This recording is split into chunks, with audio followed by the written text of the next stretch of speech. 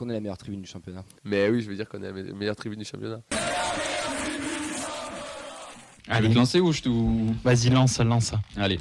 Donc la première info à retenir, c'est des jeunes joueuses toulousaines qui sont appelées en équipe de France. Donc on a l'habitude de voir des pitchounes qui vont au rassemblement. C'est le cas aussi chez les féminines. Ça se passe en U17 et en U16. On a Ludivine Bardet et Mayra Ferreira Bento Dos qui sont appelées pour un rassemblement à Clairefontaine. Donc ce sera un stage qui va se dérouler du 20 au 23 janvier.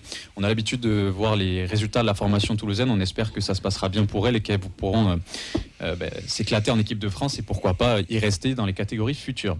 Il s'est passé quelque chose dans l'after cette semaine aussi qui est très intéressant, mon cher Rémi. Effectivement, chez nos confrères sur RMC, ils ont parlé d'une potentielle chaîne spéciale Ligue française avec regroupant donc la Ligue 1, la Ligue 2, le National, la Coupe de France et potentiellement les féminines.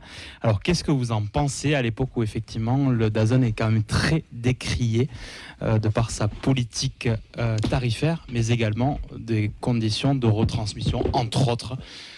Qu'est-ce que vous en pensez, Mathilde ?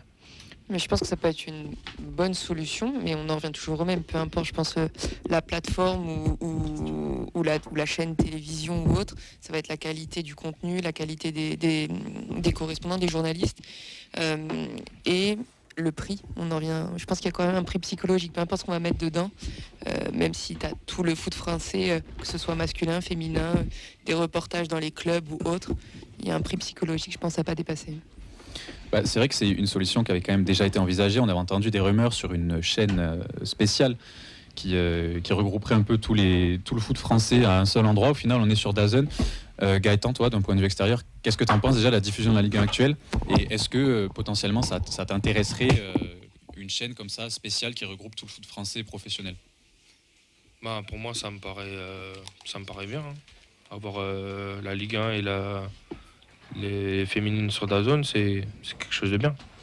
Parce que je sais pas, est-ce que tu t'es abonné à DAZN ? Non, on n'est pas abonné à DAZN. On est d'accord. Et est-ce que justement une chaîne comme ça pourrait te pousser à, si le prix est assez abordable, c'est une question, je crois qu'on parle d'une quinzaine, une vingtaine d'euros par mois, est-ce que ça pourrait te pousser à t'abonner pour voir le foot français ? Ouais, ça pourrait me pousser à m'abonner. Ouais, Johan ? Moi, je vais reprendre un peu ce qu'a dit Gaëtan. Moi, je suis pas abonné, mais après, c'est une question de tarif aussi. Ça dépend ce qui est proposé, les consultants, les matchs féminines, Ligue 1, Ligue 2. Après, j'avais entendu parler d'une chaîne globale, c'est-à-dire une chaîne française 100% foot, avec les féminines, la Ligue 1, la Ligue 2, etc. S'il peut avoir un tarif correct, ça peut être, disons, du 20 euros par mois, je trouve que c'est correct. On verra bien ce qui se passe. Je sais pas. Je sais que DAZN a encore des mois de contrat, mais est-ce qu'ils iront au bout ? C'est la grande question. Je crois que c'est un petit peu compliqué en ce moment. On verra bien ce qui se passe. Le contrat, il prend fin 2020, à la fin de la saison 2025-2026. La saison prochaine, ok. Écoute, on verra bien ce qui se passe. Avant. C'est ça. Il peut tout se passer. Allez, on va passer sur nos jeunes et nos féminines qui reprennent la compétition ce week-end après les fêtes et un repos bien mérité. La préformation, donc avec la Fabrique Violette qui nous donne toujours les informations, on les remercie encore une fois. Donc on a les U14 qui vont recevoir Blagnac et les U15 qui vont se déplacer à Canal Nord. On finit avec les U16 qui reçoivent Balma. Pour le reste de l'académie, on a la N3 qui joue un match qu'on n'avait plus l'habitude de voir, c'est un TFC Girondin de Bordeaux. Mais ce sera les deux réserves qui vont s'affronter, c'est samedi à 17h sur l'annexe. Et ce sera la 12e journée de N3. Une N3 qui est quand même assez disputée. On les connaît maintenant, les jeunes qui jouent là-bas, nos jeunes Toulousains. Donc, si vous voulez aller les voir dans le derby de la Garonne, puisqu'on n'a plus rien à se mettre sous la dent maintenant, il faudra passer par les matchs de N3. Tu nous fais les U19, Rémi ? Ça sera la Gambardella du coup pour les U18 qui iront chez le leader de leur groupe, l'Olympique de Marseille, tenant du titre. Donc un match peut-être compliqué effectivement, en tout cas un match à enjeu et qu'il faudra suivre du coup ce dimanche à 14h30. Ça sera donc les 32e de finale. Ouais, la Gambardella, c'est toujours c'est pas le plus facile des tirages, on va dire. Non, c'est sûr. Mais c'est une compétition qui nous a souri il y a quelques années, donc pourquoi pas, on va les soutenir. Les U17, ils n'ont pas de match programmé ce week-end. Par contre, les féminines, oui. Et apparemment, il y a un jingle féminine. Mathilde peut le faire, le jingle féminine, si jamais. Que je découvre. S'il n'y a pas, c'est pas grave. C'est pas grave, s'il n'y a pas. Ouais. Alors, Vous attendez le jingle féminin? C'est exactement ça. Ça arrive, voilà. Oui, la frappe de Niville. Oui, magnifique but. L'ancienne Marseillaise qui marque contre l'OM, et ça, si c'est pas beau. C'est bon ça, voilà. c'était beau. Ah là là, des commentateurs passionnés, qu'est-ce que ça change, c'est bon. Un jour toi aussi peut-être. Peut-être. T'as pas de jingle toi encore? Non, il faudrait. Un bon jingle lèche-cul pourtant. Bref, Ah ouais, c'est vrai. C'est sympa la musique d'ailleurs. C'est la musique dès qu'on marque en plus. Exactement.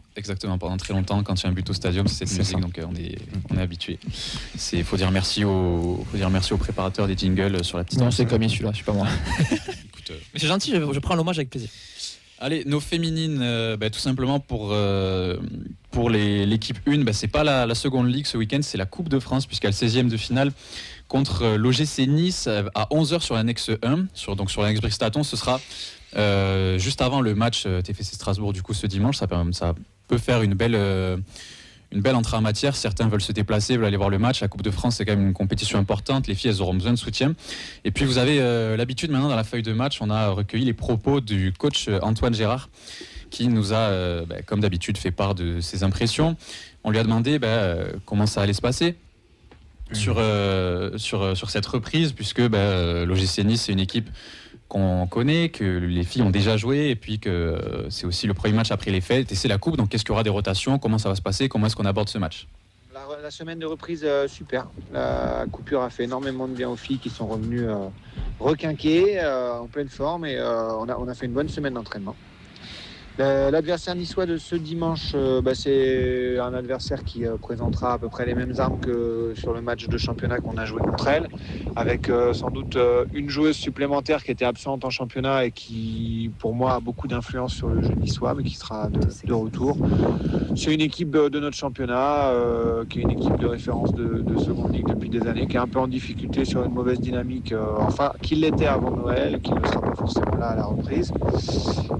On va pas faire de rotation particulière, on est en reprise, on a un gros objectif d'atteindre les 8e de finale, donc on mettra les meilleures joueuses, en tout cas celles qui nous semblent être les plus aptes à gagner le match dimanche. Et justement, le match il est ce dimanche, on en a parlé, il est à 11h, les pros jouent en Ligue 1 à 17h, donc on lui a demandé s'il espérait voir du monde, puisqu'on sait que les féminines elles suscitent pas mal d'engouement cette saison. On joue à 11h, effectivement. J'espère qu'il y aura du monde. C'est pas forcément le meilleur horaire, mais ouais, j'espère que les gens se déplaceront et se diront qu'ils peuvent faire potentiellement une journée full stadium. J'espère que, de manière générale, au fur et à mesure de 2025, on essaiera d'attirer le maximum de personnes pour soutenir les filles. Et voilà, le rendez-vous est pris. Vous êtes invité par l'entraîneur à venir voir jouer les filles. Elles ont besoin de soutien. Cette saison, elles ont des choses à jouer dans toutes les compétitions. Donc c'est vraiment des choses que nous, on vous encourage à suivre. Vous savez, on en parle dans les émissions à chaque fois. Et puis, on espère qu'elles vont se qualifier. La Coupe de France, c'est une compétition qu'on adore tout particulièrement maintenant. Donc si on pouvait la gagner chez les mecs et chez les filles en même, tu vois, ce serait quand même le palmarès, l'armoire à trophées. On se fait souvent charrier par rapport à ça. T'as un espèce des paris à côté de toi. Tu paries quoi sur le doublé? Le TFC gagne 2 coupes. Alors là, les 2 coupes. Non, une maison, toute maison l'équipe que j'invite au resto. Là. Oh Faites des clips. Pour en revenir sur ce qu'a dit Antoine, une des joueuses de Nice là, qui va revenir, c'est la capitaine, c'est De Sexas.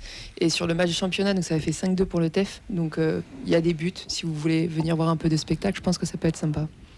On y sera dans l'équipe là autour de la table? Moi, oui, je vais essayer. Ouais. Je vais essayer aussi d'y aller. Ok, vous pourrez peut-être croiser vos chroniqueurs préférés au bord du terrain. Avec du café et un plaid, s'il vous plaît.